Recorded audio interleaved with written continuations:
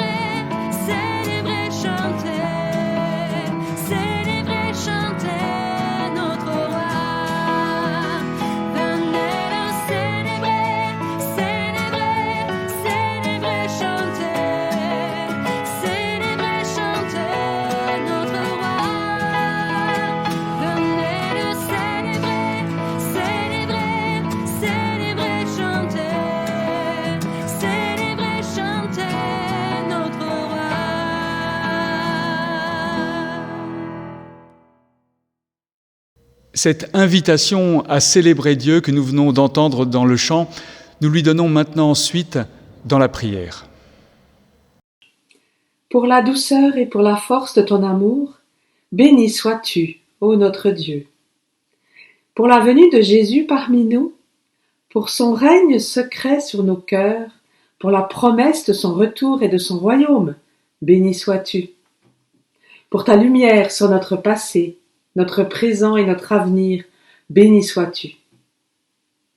Pour ta fidélité à tes promesses, pour ton alliance avec le peuple d'Israël, pour ta fidélité envers ton Église, envers tous ceux qui, fidèles au long des âges, ont annoncé et fait rayonner ton nom, béni sois-tu.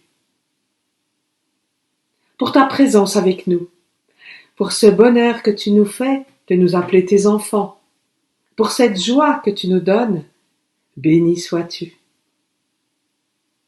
Et pourtant, si souvent nous nous éloignons de toi, si souvent il nous est difficile de t'aimer, d'aimer notre prochain. Si souvent, nous nous laissons gagner par les difficultés et nous n'osons plus rien attendre de toi.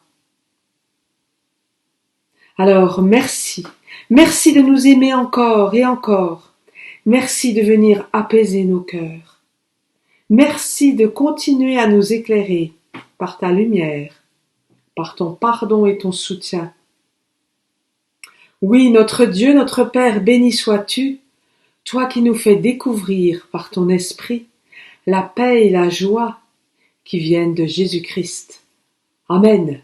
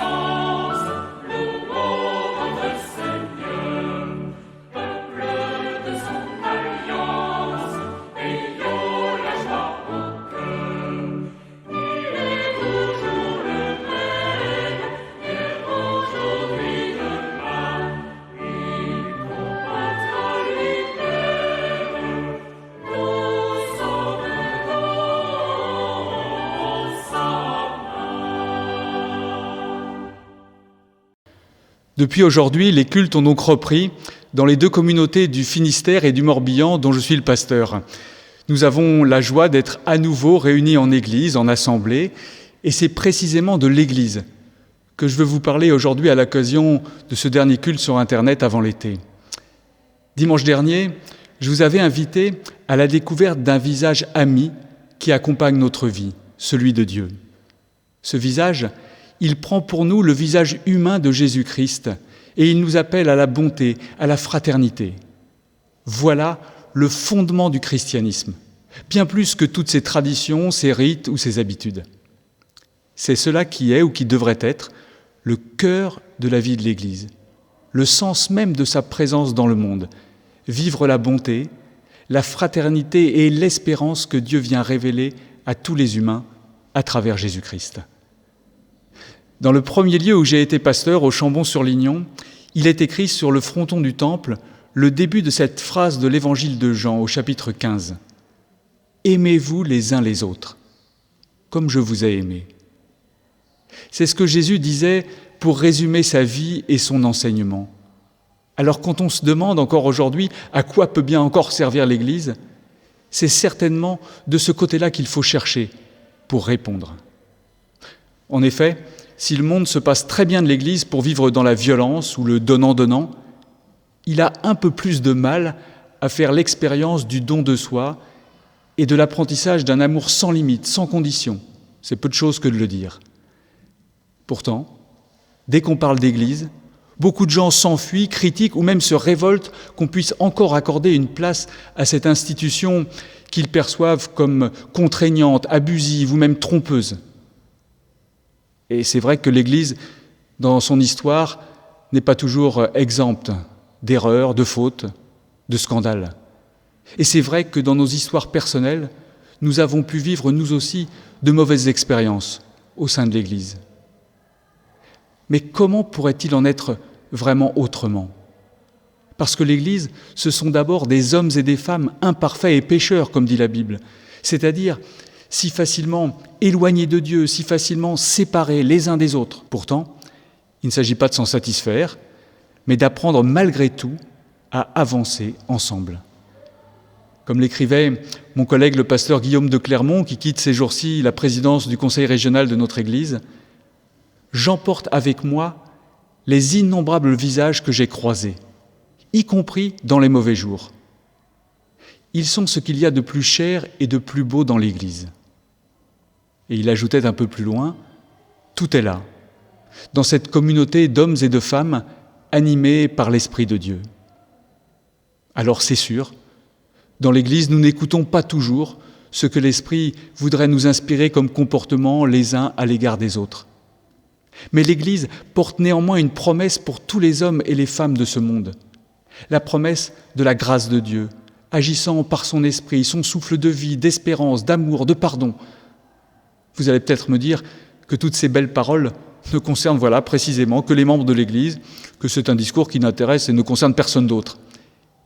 Eh bien, je crois que c'est faux. Que c'est faux parce que ce qui concerne l'Église concerne tout le monde. Pour la bonne et simple raison que l'amour de Dieu est pour tout le monde. Le Christ n'a pas donné sa vie en témoignage de l'amour de Dieu seulement pour ceux qui se reconnaîtraient comme ses disciples, mais bien pour tous les humains. Et à partir de là, l'Église ne peut qu'être ouverte à toutes et à tous, concerner toutes et tous, sans distinction d'origine, de culture, de position sociale, de tradition religieuse ou de situation familiale. C'est ce qu'écrivait l'apôtre Paul au chapitre 3 de sa lettre aux Galates. « Aux yeux de Dieu, disait-il, il n'y a plus ni juif ni païen, il n'y a plus ni esclave ni citoyen libre, il n'y a plus ni homme ni femme. En effet, vous êtes tous un en Jésus-Christ. » Oui, c'est la confiance, la foi en lui qui peut nous rapprocher les uns des autres comme rien d'autre ne le pourrait. Vous en connaissez, vous, beaucoup, d'institutions qui laissent vraiment de la place à toutes et à tous, et où les groupes sociaux peuvent se retrouver côte à côte autrement que dans le conflit ou l'indifférence, voire le mépris. Vous en avez souvent vu, vous, des endroits où un chef d'entreprise fait la vaisselle ou nettoie les toilettes pour 40 personnes, côte à côte avec une employée et un chômeur. Vous en connaissez beaucoup, vous, d'institutions religieuses, en l'occurrence notre Église protestante unie de France, où bientôt la moitié des responsables religieux, les pasteurs, et la présidente du Conseil national sont des femmes. Et même, bien sûr, s'il y a des communautés locales plus ou moins ouvertes, plus ou moins âgées, plus ou moins aisées socialement, il n'en reste pas moins que la vocation de l'Église est d'être Église pour toutes et pour tous. Au point même qu'on a pu dire parfois que l'Église existait d'abord pour ceux qui n'y étaient pas encore. C'est l'essence même de sa mission, être composé de tous et être là pour tous et toutes. Alors oui, parler de l'Église et de l'amour de Dieu qui la fonde ne concerne pas que ses membres d'aujourd'hui. Tous les humains y sont invités par Dieu dans cette Église. Et nous n'avons qu'à transmettre cette invitation. Allez, faites de toutes les nations des disciples, disait Jésus à la fin de l'évangile de Matthieu. Voilà le programme, à vivre évidemment dans la liberté et la fraternité. Mais concrètement, sur le terrain de la vie quotidienne, qu'est-ce que cela veut dire ? En particulier, par exemple, dans la situation que nous vivons actuellement. Les mois passés nous ont secoués, parfois très fortement pour certains, qui ont perdu des proches ou ont vu leur vie matérielle ou leurs relations complètement bouleversées. Dans un contexte pareil, les mots de bonté, de fraternité ou d'espérance, qui sont au cœur de la vie de l'Église, ont d'autant plus de poids. Il ne s'agit pas que de mots à dire, mais aussi d'actes à poser. Ce n'est pas pour rien qu'aux yeux de beaucoup de personnes, une Église qui n'est pas engagée dans la société n'est pas digne d'être appelée une Église. L'Église doit être à la fois le lieu du repos en Dieu et de l'engagement en Jésus-Christ pour celui qui se dit chrétien. comme le soulignait le pasteur Serge Soulier dans l'un de ses livres. Et on peut dire que la situation actuelle, si difficile, nous pousse encore un peu plus loin dans ce sens. La semaine passée, ma collègue Caroline Bretonnès rappelait dans l'hebdomadaire Réforme cette parole de Jésus. « Ce ne sont pas les bien portants qui ont besoin de médecins, mais les malades. » Luc chapitre 5. Et elle ajoutait « Une fois vaincu ou tout au moins tenu à distance, le virus du Covid cédera la place à d'autres épidémies ou d'autres pathologies, psychiques, sociales, spirituelles, et il y aura beaucoup de blessés à soigner. L'urgence est donc de nous y préparer dès maintenant, en questionnant notre vocation et en retrouvant la saveur d'un évangile qui guérit, restaure et libère. Notre responsabilité en tant que chrétiens et en tant qu'Église, aujourd'hui, n'est pas seulement d'annoncer une parole qui fait sens ou répond aux besoins de sens dans un monde qui s'effondre, mais de prolonger l'incarnation de Jésus par une parole qui devient geste, accueil, soin, don. Je trouve que ces paroles de Caroline Bretonnès font vraiment écho aux paroles mêmes de Jésus. Par exemple, au chapitre 10 de l'Évangile de Jean, quand il déclarait « Moi je suis venu pour que mes brebis aient la vie, et qu'elle l'ait en abondance. » Vivre dans l'abondance de la bonté de Dieu. Vivre soi-même de cette vie et nous aider les uns les autres à en vivre dans toutes les dimensions de l'existence. C'est bien ce à quoi nous sommes appelés à la suite de Jésus-Christ. Et l'appel concerne chacun de nous, chacun de vous qui écoutez ce message. « Je me tiens à la porte et je frappe, dit Jésus. Si quelqu'un entend ma voix et m'ouvre la porte, j'entrerai chez lui. » Ceci est une parole du livre de l'Apocalypse au chapitre 3. Non pas un livre de peur et de fin du monde, comme on le caricature parfois, mais un livre de confiance et d'espérance en Dieu qui vient recréer le monde et le sauver du mal et du malheur. Apocalypse, en grec, ça veut dire révélation, dévoilement. Le projet de son auteur, en effet, c'est de nous dévoiler la présence active du Christ au cœur de ce monde. C'est une présence au plus près de nos vies, à la porte de nos existences et même en leur cœur, si nous acceptons avec confiance de le laisser entrer. Comme le disait un commentateur de ce petit verset de l'Apocalypse, « Laissez-le entrer, et vous ne serez plus jamais seul. » Plus jamais seul en effet, car il sera là par son esprit, ce compagnon invisible de toute vie, cette présence bienfaisante qui nous inspire, nous soutient, nous guide, nous reprend ou nous encourage. Et puis nous ne serons plus jamais seuls, car en plus de son esprit, Dieu nous donnera des sœurs et des frères, des personnes avec qui apprendre la vie commune, avec toutes ses difficultés, c'est vrai, mais aussi avec toute la richesse partagée de la bonté, de la fraternité et de l'espérance reçue de Jésus-Christ. C'est ce programme que traçait l'apôtre Paul dans l'un de ses textes les plus fameux, souvent lus lors des bénédictions de mariage où il est question d'amour, mais qui concerne d'abord la vie de l'Église, de la communauté, de cette école de vie avec Dieu et les uns avec les autres. Ce texte, le voici dans la première lettre de Paul aux chrétiens de Corinthe, au chapitre 13. « Je pourrais transmettre les messages reçus de Dieu, écrivait Paul, posséder toute la connaissance et comprendre tous les mystères. Je pourrais avoir une foi capable de déplacer des montagnes. Mais si je n'ai pas l'amour, je ne suis rien. L'amour reste patient, il rend service. L'amour ne jalouse pas, il ne se vante pas, il ne se gonfle pas d'orgueil. Il ne se comporte pas avec indécence. Il ne recherche pas son propre intérêt. Il ne s'emporte pas, il ne pense pas au mal. Il ne se réjouit pas de l'injustice, mais il se réjouit pleinement de la vérité. En toute occasion, il recouvre de son pardon. En toute occasion, il fait confiance. En toute occasion, il espère. En toute occasion, il tient bon. Et Paul ajoute un peu plus loin, « Maintenant donc, ces trois-là demeurent, la foi, l'espérance et l'amour. Mais le plus grand, c'est l'amour. » Oui, que ces paroles de Paul, à lire et à relire, à saisir et à mettre en pratique surtout, nous guident aujourd'hui, demain, dans notre vie, dans l'Église et dans ce monde, pour que la lumière de Jésus-Christ, le visage humain de Dieu pour nous, rayonne en nous et au-delà de nous pour ce monde. Amen.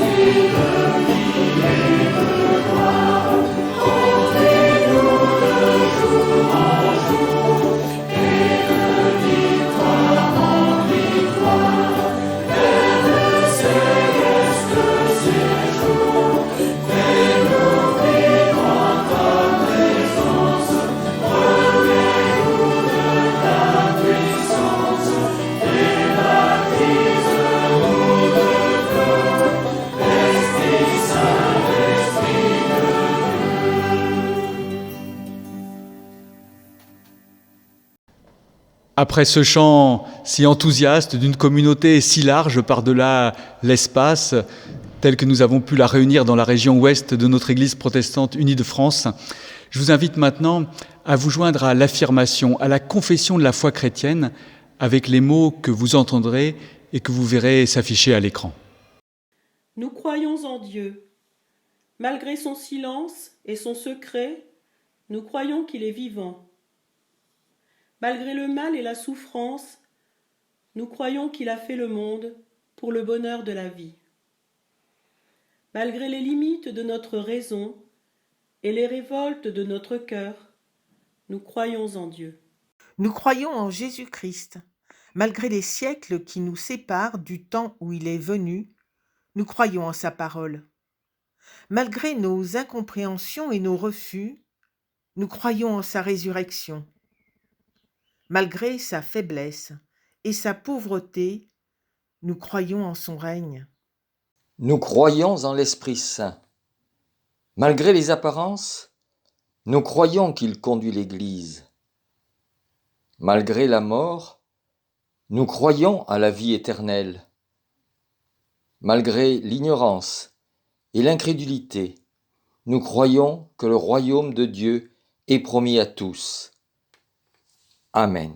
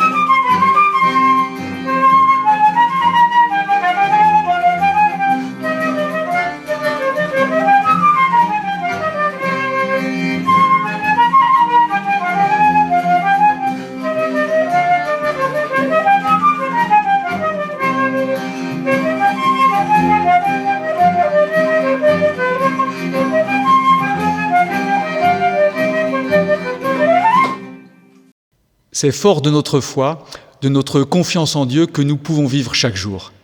Face à tous les bouleversements que nous traversons et que nous traverserons encore, Dieu est l'abri et le soutien qui ne nous fera jamais défaut. Il est aussi celui qui nous amène à nous tourner résolument vers les autres, dans nos vies personnelles, dans nos vies d'église. C'est donc pour nous-mêmes et pour les autres que nous le prions ensemble maintenant. Seigneur, toi qui es fidèle et qui nous as appelés à la communion de ton Fils Jésus-Christ, nous t'en prions, augmente notre foi. Aide-nous à te faire confiance au-delà de nos doutes, de nos difficultés, pour que nous puissions te louer d'un cœur sincère et plein de joie, pour que nous puissions proclamer ton nom et dire et partager la grâce que tu nous as manifestée en Jésus-Christ.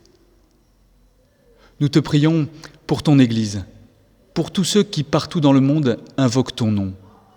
Nous te prions pour tous ceux qui te cherchent, pour tous ceux qui sont dans la souffrance physique, morale, pour tous ceux qui sont isolés.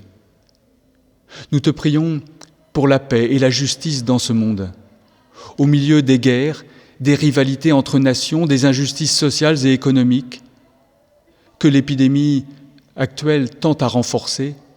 Aide-nous, personnellement et collectivement, à nous engager en faveur de ceux qui en ont le plus besoin, afin d'être vraiment pour eux porteurs de bonnes nouvelles, en parole et en acte.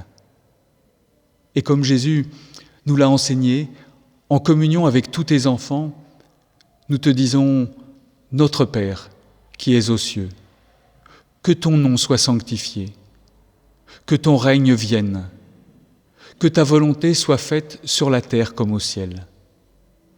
Donne-nous aujourd'hui notre pain de ce jour. Pardonne-nous nos offenses, comme nous pardonnons aussi à ceux qui nous ont offensés. Et ne nous laisse pas entrer en tentation, mais délivre-nous du mal. Car c'est à toi qu'appartiennent le règne, la puissance et la gloire, pour les siècles des siècles. Amen. Voilà, en arrivant maintenant au terme de ce culte, c'est à Dieu que nous demandons la bénédiction, cette parole qui nous fait vivre. Oui Seigneur, envoie ton esprit sur le monde, qu'il donne à chacun le courage d'une fraternité vivante. Seigneur, envoie ton esprit sur l'Église, qu'il soit le ferment vivant de l'unité, l'inspirateur de notre communion. Seigneur, envoie ton esprit sur chacun, chacune d'entre nous, pour qu'il nous rende audacieux dans l'annonce de la bonne nouvelle. Oui, que la grâce de notre Seigneur Jésus-Christ, l'amour de Dieu le Père et la communion du Saint-Esprit soient avec nous tous. Amen.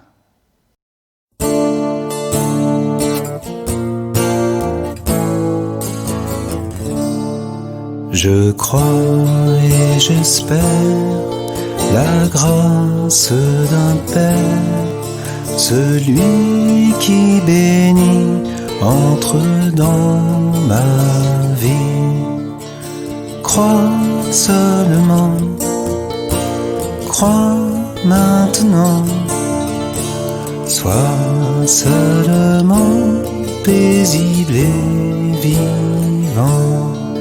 Je crois et j'espère Jésus comme un frère, un regard d'ami posé sur ma vie.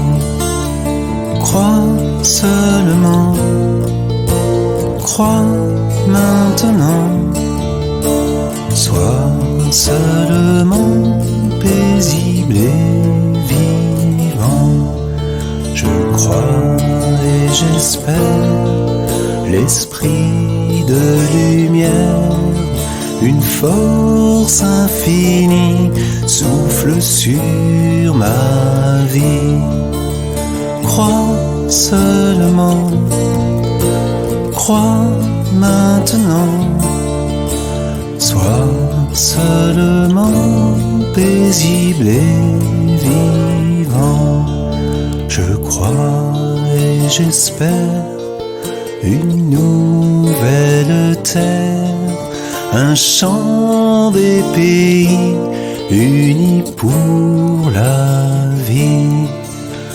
Crois seulement, crois maintenant, sois seulement paisible et vivant. Sois seulement paisible et vivant.